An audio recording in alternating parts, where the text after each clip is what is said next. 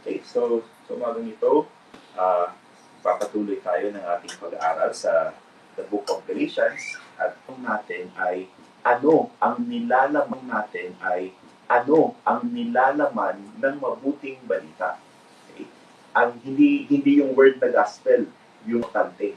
Ang kung ano yung nilalaman. So pwedeng sa Bible, kung inyong natatandaan, meron tayong apat na gospel no, na pinag-aralan before.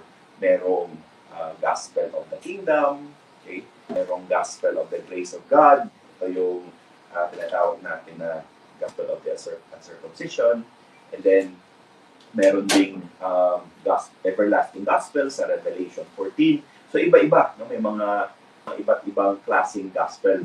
So, importante po mapag-aralan natin ito kasi lahat lahat ng tao, lahat ng preacher, lahat ng pastor, siguro lahat ng reliyon, ay nagkiklaim na sila ay nagtuturo at nag-preach ng gospel.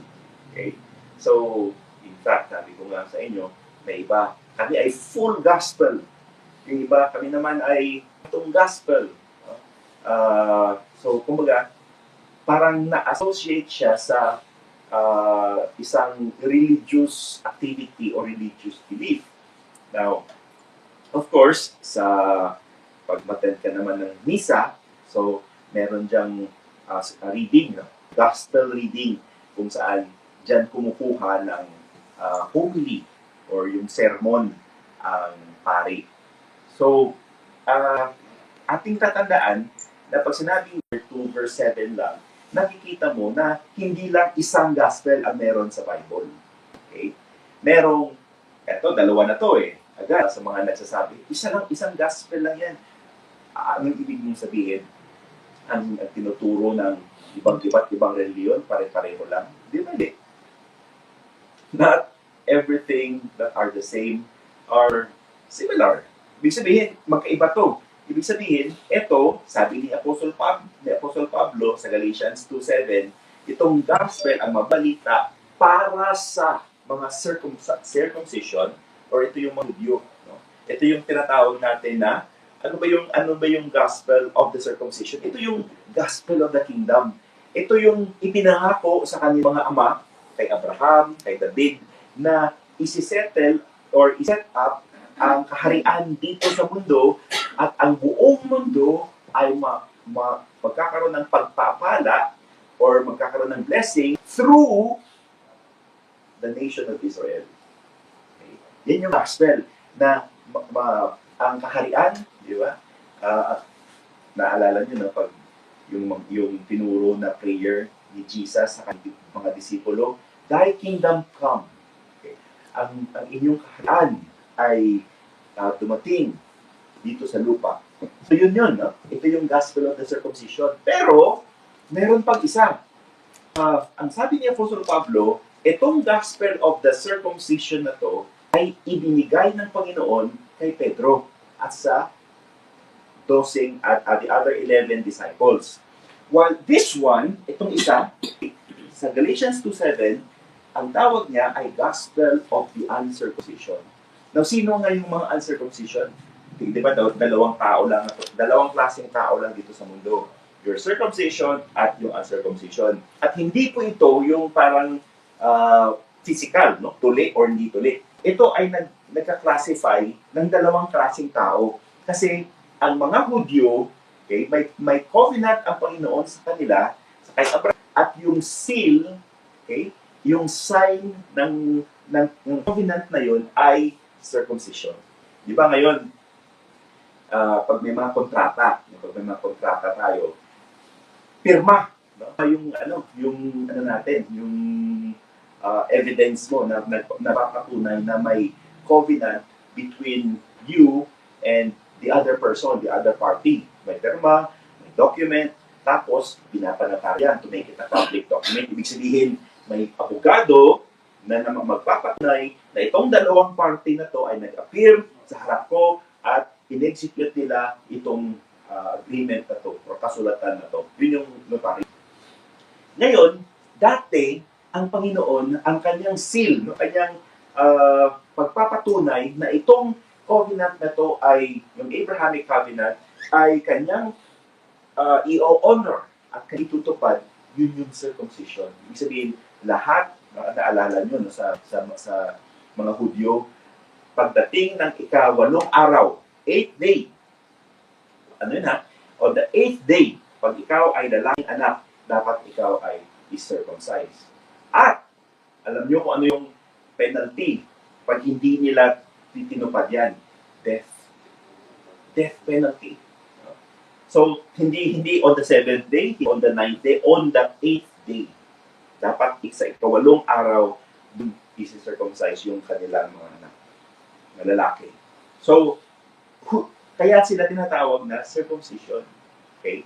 Tayo, again, hindi ito physical na condition na whether you're circumcised or uncircumcised. Tayo, tinatawag tayo na uncircumcision kasi wala tayong covenant. Walang ganitong pakikitungo ang Panginoong Diyos sa atin. Regardless, no? Whether magkaroon ng circumcision, walang kaya tayo tinawag na uncircumcision. Ibig sabihin, kung ito ay Jews, ito ay mga Gentiles. Sino ba yung mga Jews? Sila yung part ng 12 tribes of the nation of Israel. O anong tribo, di ba? 12 ang anak ni Jacob or ni Israel. So kung anong bahagi ka doon, so Jew ka. Ibig sabihin, yung mga nakatira sa Israel ngayon at yung kanilang mga kung sino man, yung kanilang mga naging pamilya o mga kamag-anak. Ito, the rest of the world belong, uncircumcision. So, immediately tatanungin mo, magkaiba pala. Iba pala yung gospel of the circumcision at iba pala yung gospel of the uncircumcision. So, anong paniniwalaan ko dyan? Ano ba dyan? May tama ba? May tama ba dito? May isa ba ditong mali? Hindi, wala. No? Both are correct, both are true, pero dapat tatandaan mo, saan ka ba nabibilong? Saan ka ba? Circumcision ka ba or Jew or Gentile? Ang pagkakaalam ko, Gentile tayo. Hindi tayo Hudyo. So kung tayo ay Gentile, dapat alamin mo na ang mabuting balita para sa atin, itong binigay kay Apostle Paul. Kasi sa Galatians 2:7, sabi ni Paul, contrariwise, when they saw that the gospel of the uncircumcision was presented unto me, kay Pablo, hindi kay Peter. Kaya, this is very important. Ito tatapatin ko kayo. Every time you attend a mass, observe ka, mag-attend ng Catholic Mass. Ang binabasa ay Matthew, Mark, Luke, and John. Sa 4 na books na yon, doon kumukuha, humili ang pari. Ang books na yon ay nagpipreach ng gospel of the circumcision. Kaya, hindi siya pareho. Kumbaga, ang para sa mga Hudyo ay gusto mong i-apply para sa'yo. Diba? Hindi pwede yun. Kunyari, may sulat ako kay Toby. Kay Toby, may sulat ako na pinirmahan ko. Pagdating mo ng 18 years old, ipapamana ko sa'yo perak sa mga ko. Kunyari, gano'n. Tapos, yung kasulatan na yun, kunyari, ay nawala at nakuha ng ibang tao. No? Nabasa niya, uy, may promise pala sa akin. So, i-claim niya yun. Sasabihin niya, ako yung may hawak ng sulat na to. So, ako ay naging 18 na. So, kailangan ko nang makuha ang pera mo. Pwede ba yun?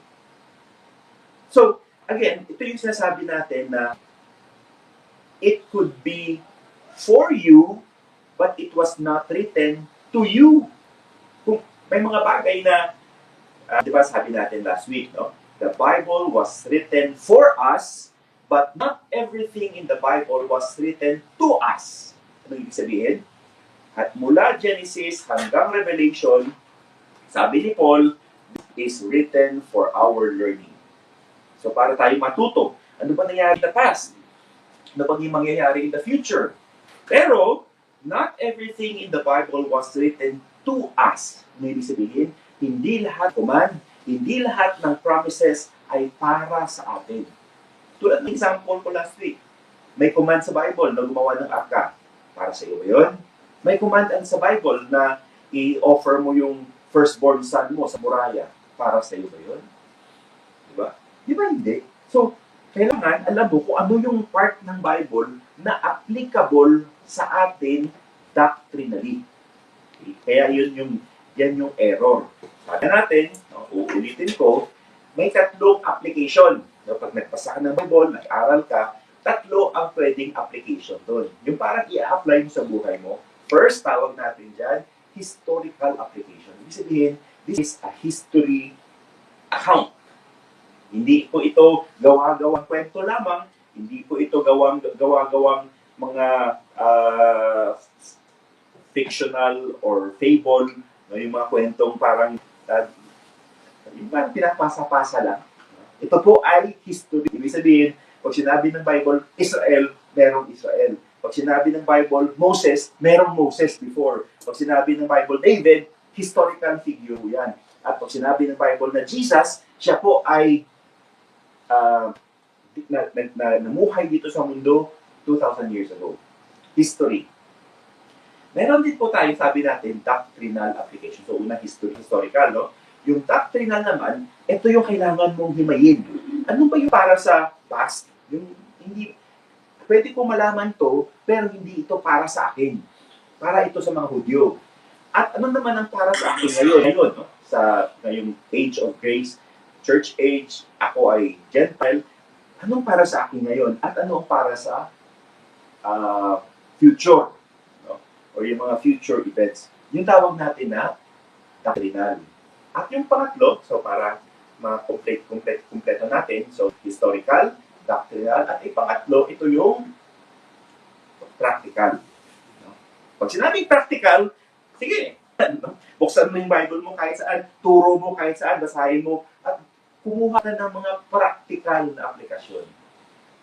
Allegorism tawag natin yan, or spiritualization. Ibig sabihin, kukuha isang verse, tapos pagmumulay-mulayan mo, kunyari, no?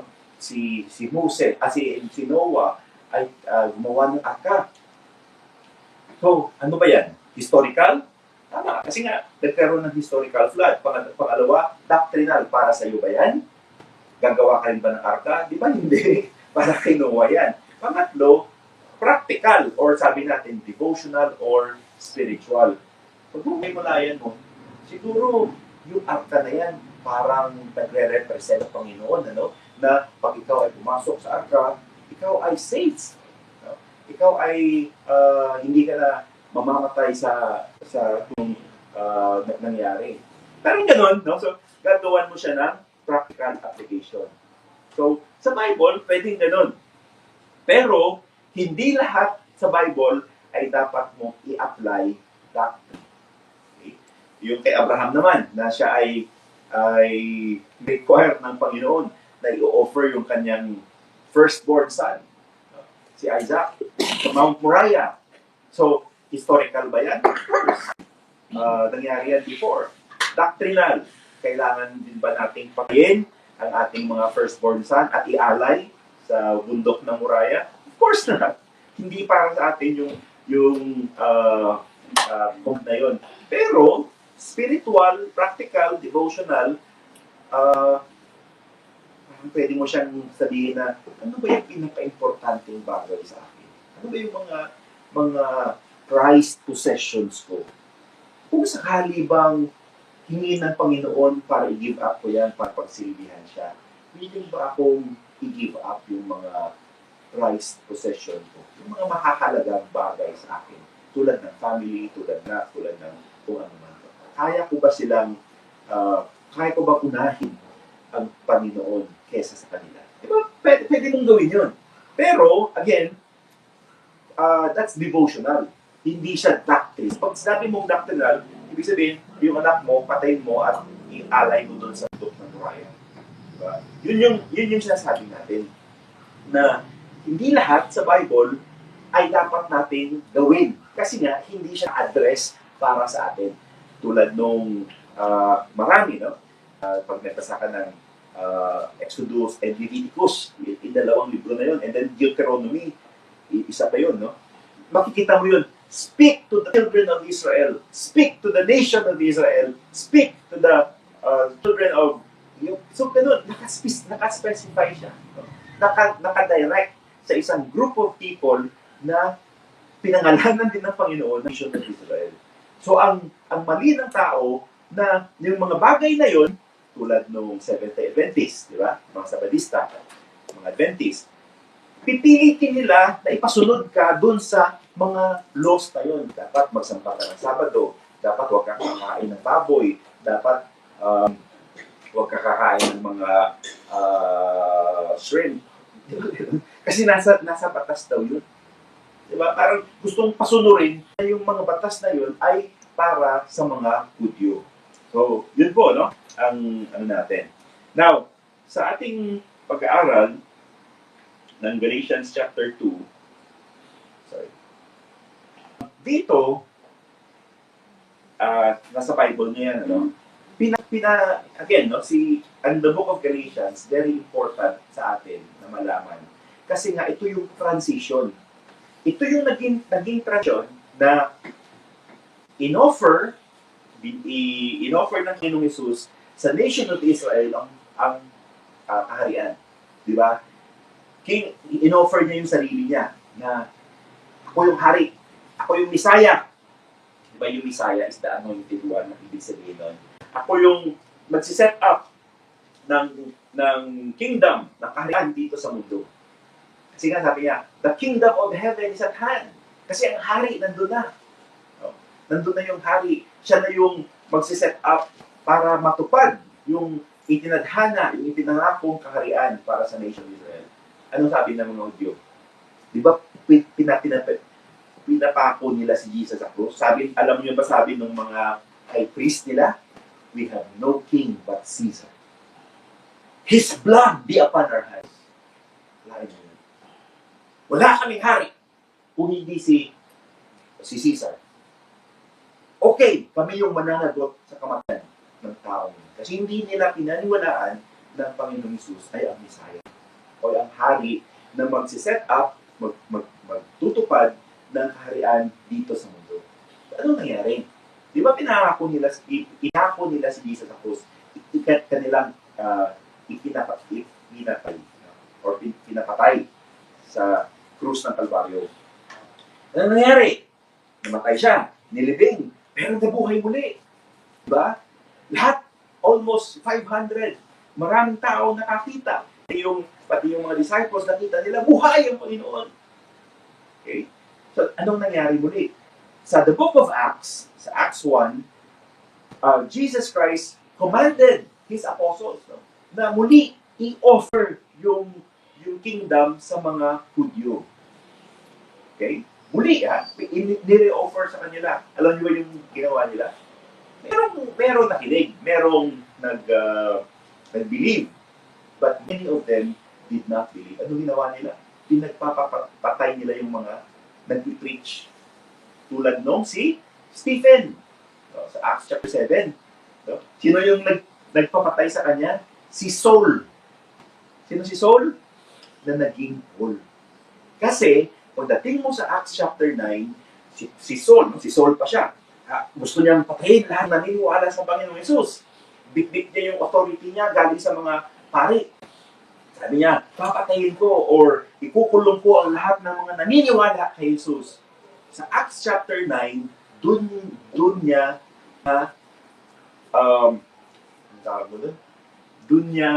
na-encounter ang Panginoong Jesus. Pag binasa mo yung Acts chapter 9, papunta siya doon, biglang may light. No? On the way to Damascus, biglang may malakas na ilaw, parang ilaw. Pero parang so parang liwanag na lahat ng mga kasamahan niya ay nalipo? Nawalan ng malay. Tapos siya lang ang natira at doon siya kinausap ng Panginoon. Sabi ni Paul, who art thou, Lord? Sino ka? Sabi ng Panginoon, ako si Jesus, whom thou persecutest. Sabi ni Paul, what shall I do? Ano bang gagawin ko, Panginoon? Doon niya nakilala ang Panginoon. No? At in Acts 26, iulit niya yung account na yun, parang nag-testimony siya.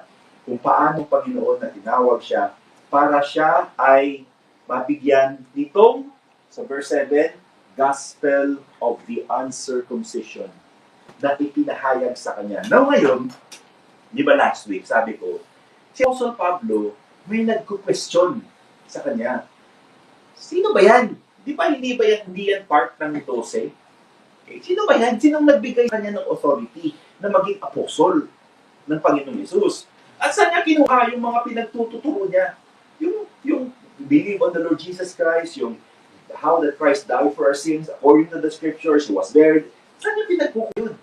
Di ba wala naman siyang authority? Yung mga dating mga apostles, yun yung may authority. So ngayon, kailangan niya i-explain kung saan nanggaling ang kanyang apostleship at ang kanyang mensahe.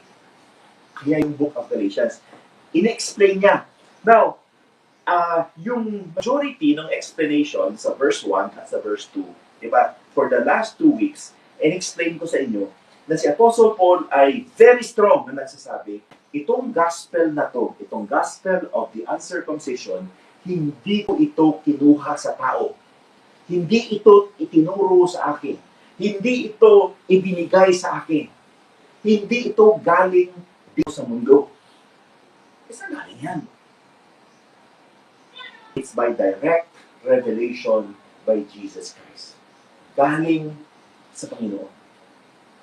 So he claims that his apostleship, yung kanyang pagiging apostle, ay galing sa Panginoon, Galatians 1, at ang kanyang mensahe ay hindi derivative from other apostles kung hindi galing sa Panginoon mismo.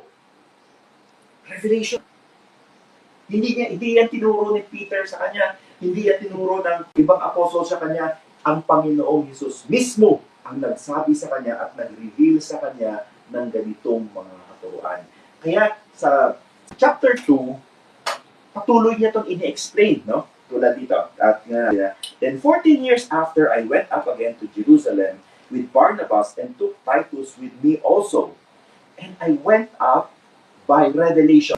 Ibig sabihin, patuloy na kumakausap sa kanyang Panginoon, nagre-reveal kung anong dapat niya gawin, and communicated unto them that gospel which I preached among the Gentiles, but privately to them which were of reputation, lest by any means I should run or had run in vain. Ibig sabihin, itong mga apostles, they were preaching the gospel of the kingdom, or the gospel of circumcision, while Paul was going to the Gentiles, preaching the gospel of the uncircumcision, or gospel of the grace of God. Ngayon, sa verse number 3, tingnan niyo to. But neither Titus, who was with me, Titus was also a Greek. Okay? Being a Greek, was compelled to be circumcised. Kasi nga, di ba, ang mga Hudyo, gusto nila, they will be dealing with people na circumcised din. But Paul did not submit. Kasi niya, sabi niya, pag pinayagan ko to na pa-circumcise si Titus, it will make it appear na parang I agree with them na ang salvation natin kailangan maging part yung ceremonial laws of the Old Testament. Verse 4, and that because of false brethren. Interesting tong question, itong phrase na to. False brethren. Di ba, brethren, kapatiran? Itong mga sinasabi natin, mga kapit sa Panginoon, oy, brother or sister, mga kapatiran. Pero false, mali. Ano ibig sabihin ng false brethren? Ibig sabihin, akala natin, sila ay ligtas, sila ay mga anak ng Panginoon, pero hindi pala. Ibig sabihin, iba pala yung kanilang motibo, iba pala yung kanilang pinaniniwalaan. So, again, no, this is a term na pag tayo ay anak ng Panginoon at pare-pare tayo ng pinaniniwalaan, tayo magkapatid no, sa Panginoon. Pero may din pala false brethren. And who came in privately to spy out our liberty which we have in Christ Jesus, that they might bring us into bondage.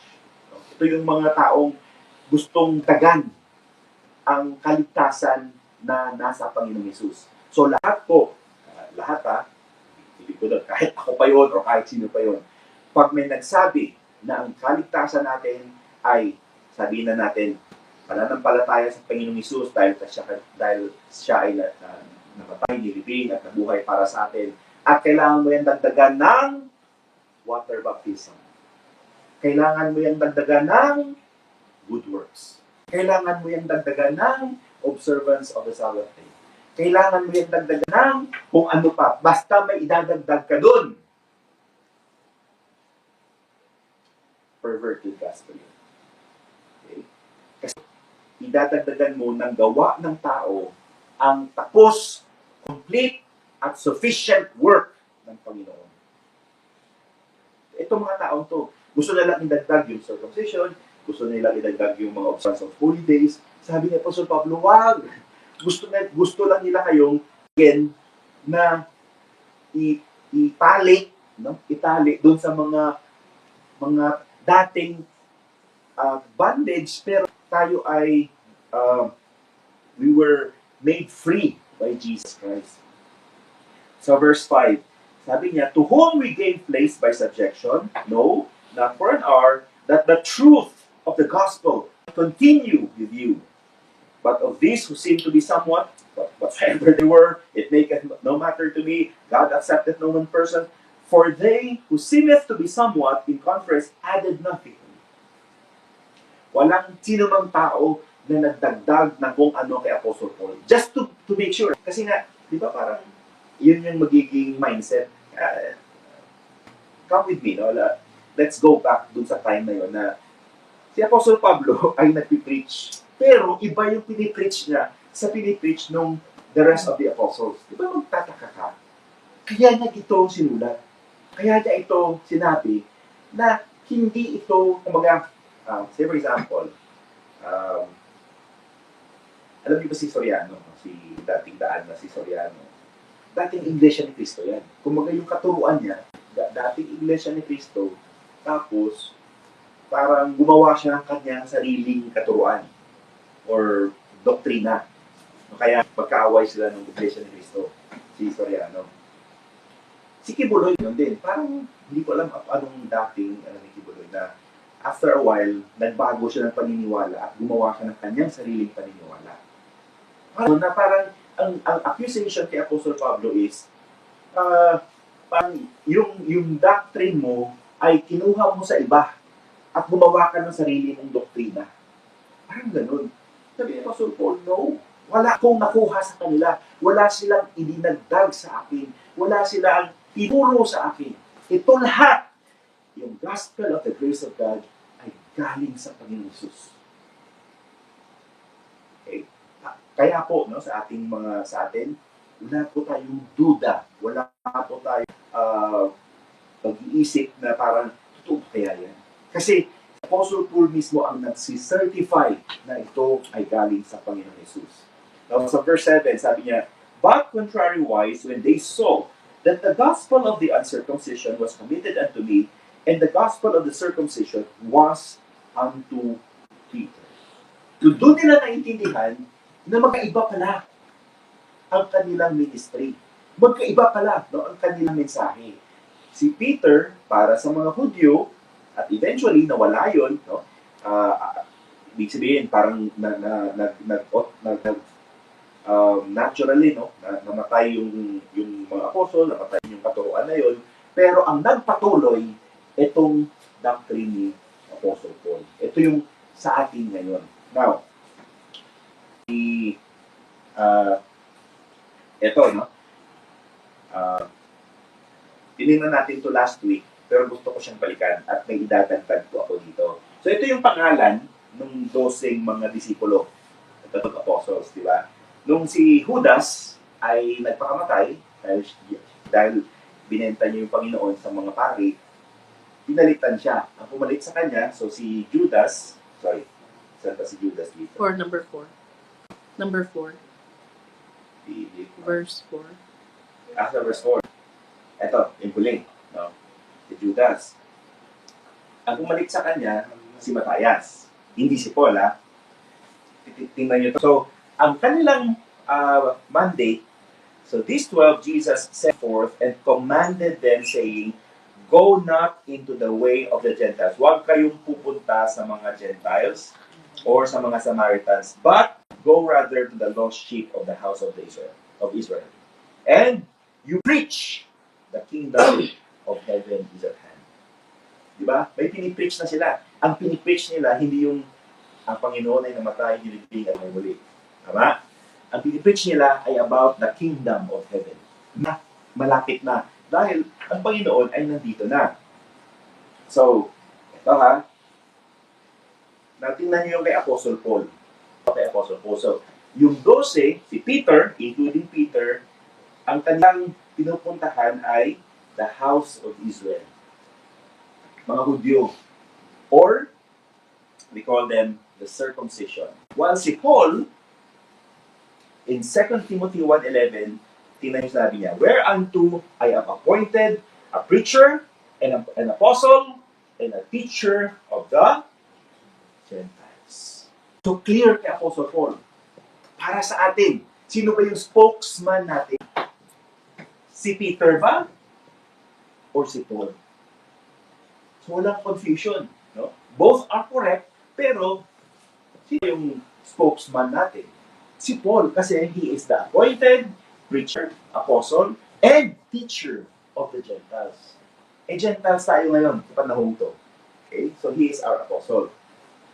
Now, eto din, no? Meron ditong, di ba?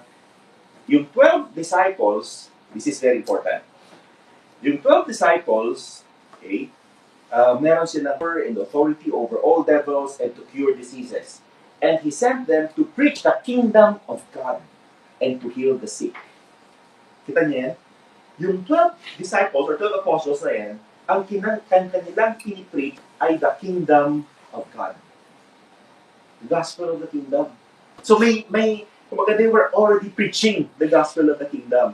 But, yung sa Luke chapter 18, when Jesus Christ foretold, nung sinabi ng Panginoong Hesus ang mangyayari sa kanya, na siya ay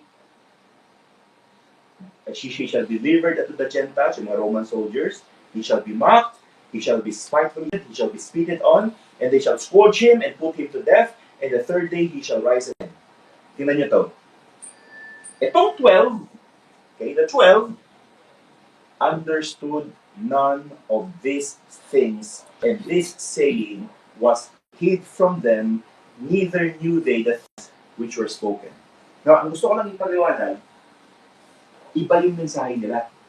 Kasi, nang ang Panginoong mismo, Panginoong Jesus mismo, ang nagsasabi na siya ay papatayin, siya ay ilibing, at siya ay mabubuhay muli, wala silang kaalam-alam, wala silang kamuang-muwang, wala silang kaanumang ideya-ideya sa anumang mangyayari. Ang sinasabi natin, paano sila magpipreach ng isang bagay na hindi nila alam? Paano sila magpipreach ng isang bagay na hindi nila naiintindihan? Paano sila magpipreach ng isang bagay na, tingnan nyo to, anong word? Natago sa kanila. So magkaiba. Iba yung mensahe nila. Ang mensahe nila is about the kingdom. Kaya ito ng mga power, signs, miracles. Kasi yun yung associated sa gospel of the kingdom. Sila, hindi nila naiintindihan. Now, ito yung problema. Okay. Di ba yung gospel na ating pinaniwalaan, yung nagligtas sa atin, is the gospel na nasabi ni Apostle Paul, how that Christ died for our sins according to the scriptures, and that He was buried, and that He rose again the third day according to the scriptures. Yun yung mensahe na nagligtas sa atin. Yun yung pinipreach natin, yun yung pinaniniwalaan natin, at yun yung pinaninindigan natin na nakakaligtas na mabuting balita. Ito yung problema. Tingnan nyo yung 2 Corinthians chapter 4, verses 3 to 6. Ano sabi ni Apostle Paul? But if our gospel be hid. Familiar? Parang kakabasa lang natin ng verse na to, ng word na to. It is hid to them that are lost. Anong ibig sabihin? Kung ang ating gospel, ang gospel na to, ay nakatago, ibig sabihin, hindi naiintindihan, blinded, nabulagan sa katotohanan, Ito ay nakatago sa kanila na mga nawala.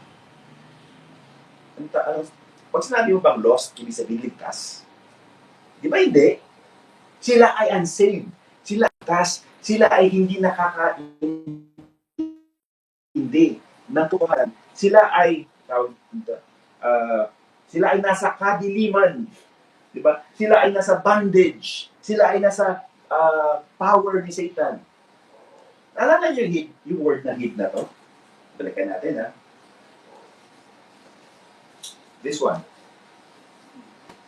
So, ang tanong ko, ang mga apostles ba ay ligtas o hindi? Ang mga apostles ba ay nasa kadiliman? Itong mga apostles ba dito ay nasa power ng diablo? Hid sa kanila, hidden. Sabi ni Apostle Paul, pag yung gospel na yan ay hidden, then you are lost. Lost ba sila? Di ba? Parang, kaya dito pumapasok, mga kapatid, ang right division. Kasi kung ito yung argument ko, lost sila, anong ibig sabihin ni Apostle Paul? Itong 12, hindi ligtas. Itong 12 ay nagsisinungaling. Itong 12 ay lahat ng naniwala sa kanila ay dinala nila sa impyerno lahat. Kumaga, hindi po. Kaya, dun papasok ang tinatawag natin na right division. Itong 12 na to, itong 12, hindi sila lost. Ligtas sila kasi ito yung mandate sa kanila. Ito yung command sa kanila. Ito yung commission sa kanila na sila ay pupunta sa mga Hudyo, mga circumcision, i-preach nila sa kanila, doon sa mga Hudyo, ang gospel of the kingdom. In fact, may mga signs pa nga, no? May mga wonders, may mga power, okay? To prove their authority. Okay? So, kahit hindi nila naiintindihan, hindi nila alam at nakatago sa kanila itong gospel of the grace of God, hindi ibig sabihin na sila ay lost. Ang sinasabi ni Apostle Paul dito, ikaw ay nasa panahon ngayon, under the age of grace. Nasa panahon ka ngayon. At hindi mo pa ito naiintindihan. Sana lahat natin nakakaintindihan nito. Ibig sabihin, naintindihan mo na ang mabuting balita na makakaligtas sa iyo ay ang Panginoong Hesus. Kasi sabi niya, the light of the glorious gospel of Christ, who is the image of God, should shine unto them. Tingnan mo to. We preach not ourselves. Hindi minsan nung nag-preach tayo dito. May narinig ba kayo na nasabi ako na maniwala kayo sa akin dahil ako makakaligtas. Or maniwala kayo sa sarili nyo dahil ang sarili nyo makakaligtas sa inyo. We don't preach ourselves. Hindi tayo yung Savior, hindi tayo yung tagapagligtas. Tayo yung nangangailangan ng kaligtasan. Kaya si Jesus Christ lang ang ating tagapagligtas at siya yung ating pinipreach. Kasi tayo, mga servants lang. No? Tayo ay tagasunod, tayo ay mga nagsiserve sa Panginoon.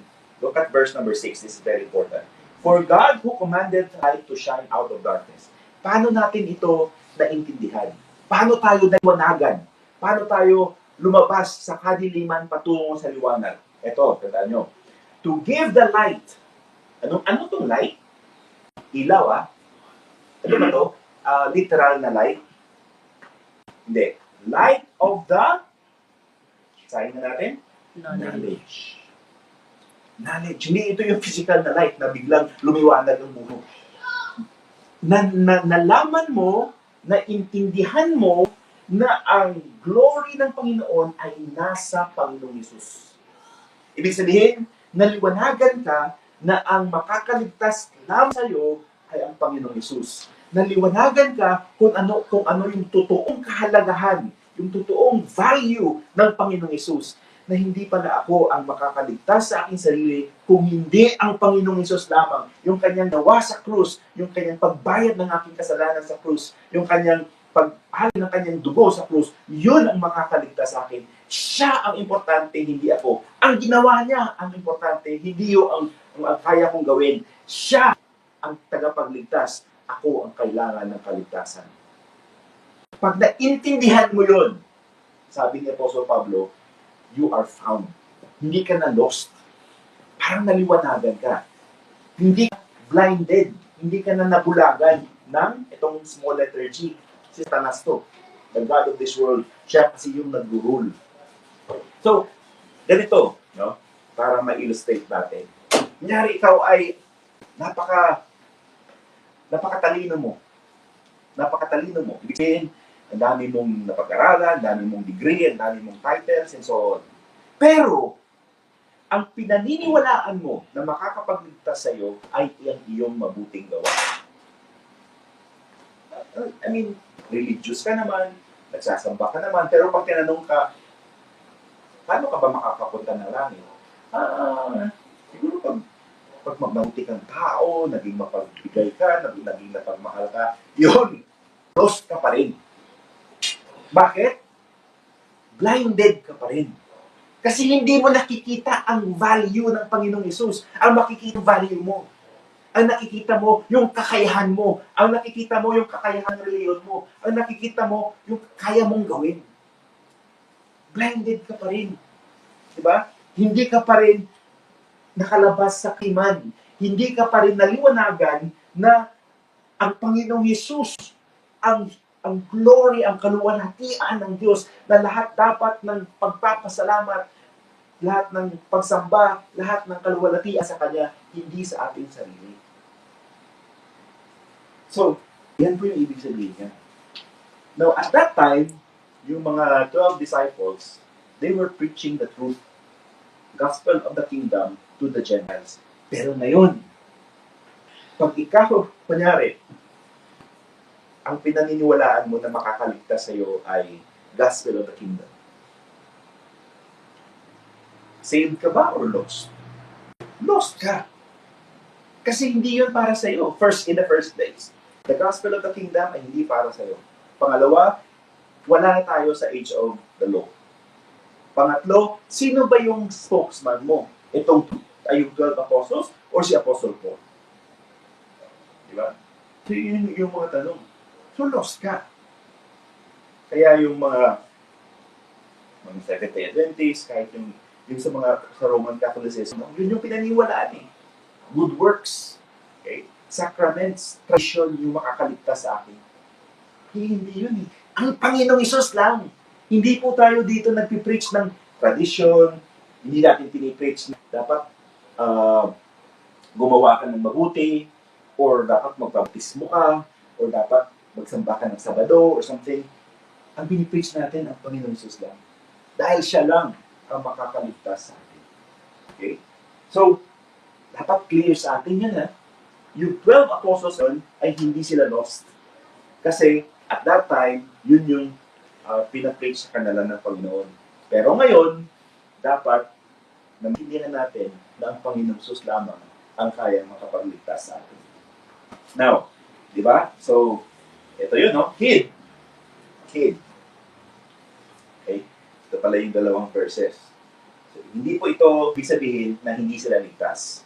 Ang ibig nun po sabihin, iba yung kanilang tinuro nung time na to kesa sa tinuro ni Apostle Paul. Okay?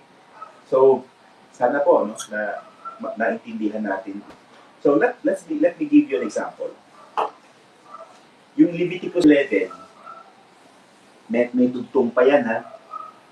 Pagdating mo sa Leviticus 11, ito yung pwedeng kainin at hindi pwedeng kainin ng mga tao. O dahil sabihin ko mga tao. Okay? Lahat. Okay, sasabihin ko, lahat. Ito yung pwedeng kainin at yung hindi pwedeng kainin. So, sabi niya, these are the beasts. Beasts, di ba? Mga hayop na pwede niyong kainin dito sa mundo. Yung parted the hoof, yung dalawa yung kanyang ano ngayon, tawag ko doon? Bawo. Basta yung sa paa niya. Di ba yung dalawa, may paa na tapos parang dalawa yung Sapatos. Basta ganun, no? And is cloven-footed and cheweth the cud. Ano yung cheweth the cud? Alam niyo yung parang ano, yung baka, tsaka yung kambing, nangunguya. Diba? Ang baboy pa ngumunguya. Pero, ay parang nipo. Pero yung mga cheweth the cud, among the best, yan yung kakainin nyo. Nevertheless, lahat ng mahinding ngumunguya at hindi yung divided yung hoof niya, tulad ng camel, sabi niya, kasi ngumunguya siya pero hindi divided ang hoof niya, huwag niyo kakainin. The coney, yung coney, parang maliit na something. Okay? Okay? Hindi. Parang kabayo dito, ano? Parang rabbit, ganun. Ang coney pala parang rabbit. Or hare. Oo. Ang swine. Ito yung baboy. Yung paborito ni, ano. Ang rabbit ko. Ang baboy daw, hindi siya talaga nangunguya. Parang, nilulok lang doon. Huwag niyong kakainin. Unclean. O, diba? Puro mga rabbit din. Of their flesh, yung laman niya, huwag niyong kakainin. At kahit patay na yan, namatay na, yung touch, Galawin. yung touch, hawakan. Kasi, hindi siya malinis. Tapos, sa verse 9, lahat ng nasa tubig, ang mga fins, yung may fins, Kaliskis. scales yun. Yung fins is, Ano yung fins? Palikpik. Palikpik. Sa dagat na yan, o sa rivers, fresh water. Pag walang fins at kaliskis, huwag niyong kakainin. No? Of all that move in the waters, hindi ibig sabihin na gumagalaw yan, kainin niyo. And of any living thing which is in the waters, shall be an abomination to you. Ano ang abomination? Kasuklam-suklam. Kasama na dyan si scallops, shrimp, crab, Squid. ano yung mahal? Lobster. Lobster. Kasuklam-suklam. O, diba? Chicken. O, sabi kuya dito, whatsoever hath no fins, walang palikpik, or walang Scales. timbis, Kaliskis. kaliskis, na nasa tubig, yan ay kasuklam-suklam dapat para sa inyo. So, nasa Bible yan. Diba? Yan yung tinuturo ng Seventh-day Adventist. Kaya, vegetarian sila. Kasi, yan ano. So, ang tanong, doctrinally, applicable ba ito sa atin? Di ba? Pwedeng, historically, tama, no? Applicable sa tao na nandito. Ito talaga eh. Doctrinally, ito yung tatat mo. The Lord spake unto Moses and Aaron. Si Moses at Aaron ba yung spokesman natin? Or si Paul? Di ba si Paul? Appointed apostle, preacher, and teacher of the Gentiles, di ba? Tapos, ito yung key. Kanino nila ito sinabi? Or kanino ito pinasabi ng Panginoon? Ito very clear. Speak unto the children of Israel. Bahagi ka ba ng children of Israel, kuya? Ha? Buti na lang, hindi, ano? Kasi parang mahilig kung kumain ng mga... Kung ikaw ay children of Israel, nung time na yun, applicable sa iyo to.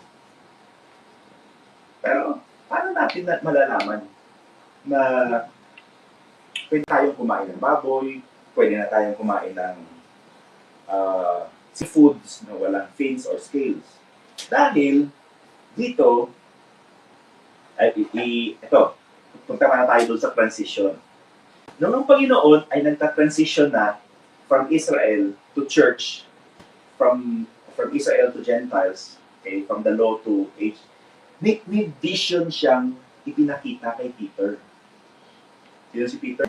Yung isa sa mga 12 disciples, apostles, at siya yung, di ba sabi ni Paul, the gospel of the circumcision was committed unto Peter. Ito yung vision. Okay? At sino yung nagsasabi dito? Nagsasalita? Panginoon. Sino yung nagpakita? Ang Panginoong Yesus mismo. Kaya huwag tayong sasabi na, di ba, that God is the same yesterday, today, and forever. Eh dapat yung Leviticus 11 applicable pa rin sa atin. Yung argument ng iba. Pero dito, tingnan nyo, Acts chapter 10, on the morrow, as they went on their journey in Judea into the city, Peter went up upon the housetop to pray about the 6th hour. And he became very hungry. Hinugtong si Peter, and would have eaten, but while they made ready, he fell into a trance. And saw heaven open, and a certain vessel descending upon him, as it had been a great, parang carpet, parang flying carpet, bumaba from heaven at the four corners and let down on the earth. Nakita niya. Wherein? Anong laman ng carpet na yun? Yung parang sheet na yun. All manner of four-footed beasts of the earth, and wild beasts, and creeping things, and fowls of the air. And there came a voice to him, Rise, Peter, kill, and eat. Sabi ng Panginoon, go. Ano yung nandito yan at pwede mong kainin. Sabi ni Peter, not so, Lord.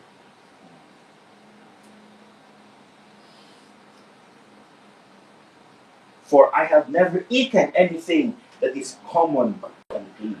Ibig sabihin, yung bumaba doon, siguro baboy yun. Lahat ng mga sabi ng Panginoon, go ahead, eat. Sabi ni Peter, no. No, Lord. Parang parang contradicting. You call Jesus your Lord. But when He commands you to do something, you say, not so. No. Don't you find it conflicting? Na tulad sa atin siguro. We call ourselves servants of the Lord. Mga alagad ng Panginoon. We call Him Lord, Panginoon. Pero pag may ipinagawa siya sa atin, may ipinagutos sa atin, para tayo si Pedro, not so. Panginoon, tawag mo sa Kanya na ikaw dapat ay nagsiserve at His pleasure. Pero, your answer is no. Alain mo yun? Ang Panginoon yung nagpakuman sa'yo. Siya yung gumawa ng lahat. Siya yung sinasabi mong Panginoon mo. Pero, tinawag mo pa siyang Panginoon, ha? Pero, parang, imagine mo yun, parang ang Panginoon, kunyari, may mga ginagawa ka na hindi tama. Alam mo na hindi tama yan kasi hindi maganda sa Panginoon at hindi in accordance with God's Word, God's will, God's way. Parang you are convicted. Tigilan mo na yan. Tapos sasabihin mo sa Panginoon, not so, Lord.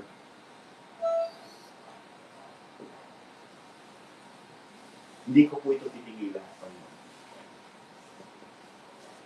You see, we all experience that, right? You're about to do something. Tinetempt ka.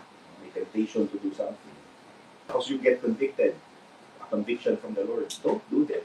Don't go there. Don't say it. Don't take it. Don't eat it. And sagot natin, not so, Lord. Parang ikaw ang Panginoon, ikaw ang Diyos, ikaw ang may-ari ng buhay ko, ikaw pinsilbihan ko, pero hindi kita susundin. Ganun. Diba? You see, this is an eye-opener sa ating lahat. Kaya, ano sabi ng Panginoon? And the voice spake unto him again the second time, what God hath cleansed, that call not thou common. Kung ano ang nilinis ng Panginoon, huwag mo siyang tatawagin common or unclean. Next week, no, titingnan natin yung nangyari dito. There was a confrontation between Paul and Peter about this issue, about this food issue. Pero I hope natin itong palalagpasin sa buhay natin. Ha? Yung, ayoko po, Panginoon. Ayoko pong sumunod, Panginoon.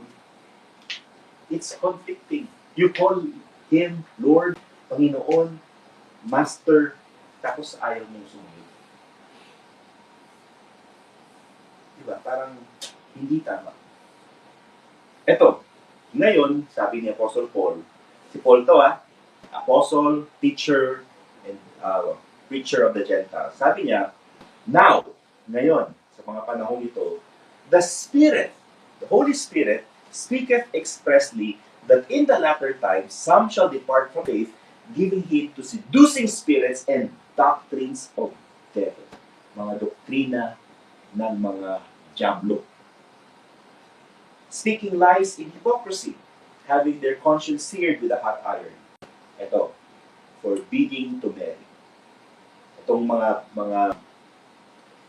pinagbabawal na tawag ng Apostle Paul dyan, mga doktrina ng Satanas, yung bawal mag-asawa. Di ba? Ilan lang naman dito yung yung pag ikaw ay pare, bawal kang mag-asawa. Pag ikaw ay madre, bawal kang mag-asawa. Hindi ba, bakit ito pagbabawal? Sabi nga ng Panginoon, forbidding, pag pinagbabawal mo yan, that's doctrine of devils. Okay. And, commanding to abstain from meats. Sasabihin mo, bawal kumain ng mga karne, which God hath created to be received with thanksgiving of them which believe and know the truth. What God has cleansed, thou shalt not call it common or unclean. Verse 4, for every creature of God is good, and nothing to be refused. Ba tayo sa Leviticus 11? Ito ba yung tono niya? Hindi eh. Sa Leviticus 11, ang napakamahal na lobster na abomination din eh. Pero dito, it's good and nothing to be refused if it be received with thanksgiving. For it is sanctified by the word of God and prayer. So dito, sabi ni Apostle Paul, kainin mo lahat ng pwede mong pasalamatan sa Panginoon. So yung tanong mo ngayon, pwede ko ba itong pasalamatan sa Panginoon? Can I thank God for this? Okay. Alam nyo, iba't ibang culture, iba't ibang practices. Kunyari, si Mama El galing sa Indonesia. There are parts of Indonesia, if not all parts, na ang pagkain ng karne ng aso ay delicacy, di ba? Delicacy. Karne ng aso. Dito sa atin, delicacy ba yun? Crime. Bawal yun. Kasi nga may mga ngayon. O, kunyari, pumunta ka ng Indonesia, at tapos may isang family doon na, "Uy, Ma'am Kay, eto na, very, namin ito, specialty namin ito, karni ng aso." ang ano ngayon, ang basis mo ngayon is, kaya ko bang pasalamatan ng Panginoon dito? Can I thank God for this? Kung you think that you cannot, then don't eat. Diba? Pero, hindi mo ibig sabihin na kasalanan ng kumain yan. Para sa'yo, kung hindi mo siya kayang kainin, hindi huwag mo kainin. Pero huwag mong sasabihin na, uy, nagkakasala kayo pag kainin niyo. Kasi, alam mo, di ba, ang tao nagsasabi ngayon na there are animals na domesticated. Hirap naman eh. Kahit manok, di ba, pag napamahal ka sa manok, parang hindi mo nakakainin yung manok na yan eh. Kahit yung mga isda na yan, di ba? May mga pet na isda na parang ano? Goldfish. Oo. Yung may isa akong nakitang video na yung nasa tent yung isang tao tapos biglang pumasok na baby na usa. Nanginginig yung baby na usa. Doon pala may mga fox, may mga wolves na nagraralo sa gate. Tapos pinrotect yung usa na nanginginig. Tapos ayaw nang umalis nung usa sa kanya. Kahit saan siya pumunta, dinala niya tuloy sa bahay nila yung usa nila. Hindi ba masarap ang kanya ng usa? Ang ibig ko lang sabihin, kahit baboy, di ba? May baboy na pet na so kung ang argument natin ay merong domesticated animals, merong lahat naman parang pwede mong ganyan. Pero ang point na natin dito is hindi ito yung nakasulat sa Leviticus 11. Ngayon, tanong, may conflict ba? May contradiction ba? Wala. Kasi nga, yung Leviticus 11, anong sabi niya? Speak unto the children of Israel. Israel. Under the law ka ba? Andyan ba si Moses at si Aaron? Magsasabi sa'yo. Di ba hindi? Kaya po importante sa atin na malaman to kasi may impact po ito sa ating buhay. So, pero pag nalaman natin to, ito ay very liberating. It gives us clarity, gives us understanding. Ganun pala. No? May iba palang, may sinabi palang pa noon para sa mga Hudyo sa Old Testament na hindi na applicable sa atin ngayon. Ano mo applicable sa atin ngayon? Whether therefore you eat or drink or whatsoever, do all to the glory of God. Ibig sabihin, kahit baboy yan, pag inabuso mo, kahit allowed yan, pero inabuso mo at makakadestroy ng katawan mo, mali pa rin. Di ba? Kahit alam mo na taas-taas ng uric acid mo, at pag kumain ka ng ganong klaseng isda, mag-shoot up, kain ka pa rin na kain, di mali na yun. Kasi nga, nagde-destroy na siya ng katawan mo, the temple of the Holy Ghost. Yun nun, parang yun yung lesson sa atin. Pero hindi siya pinagbabawal. Okay? Hindi siya pinagbabawal, pero dapat huwag mo rin gagamitin yung mga pagkain na yun para patayin ang katawan mo. Because many times, that's what we do. We kill ourselves. Pinapatay natin unti-unti ang ating katawan dahil sa hindi maayos. Okay, sana po ay may natutunan tayo sa mga ganito. Especially yung not so, Lord. Sana ay mapamulay-mulayan natin na pag may ang Panginoon ay kumausap, nag-convict sa atin, we say yes, Lord. Opo, Panginoon. Susunod po ako. Hindi yung hindi po. Panginoon, maraming salamat sa aming natutunan at aming napag-aralan sa mga ganito. Sana po ay nakabigay ito ng kaliwanagan sa aming mga pag-iisip, puso, at sa aming buhay. Sana po ay patuloy kaming makinig at mag-aral ng iyong salita at ito ay mag-i-apply namin sa aming buhay. Itong aming talangin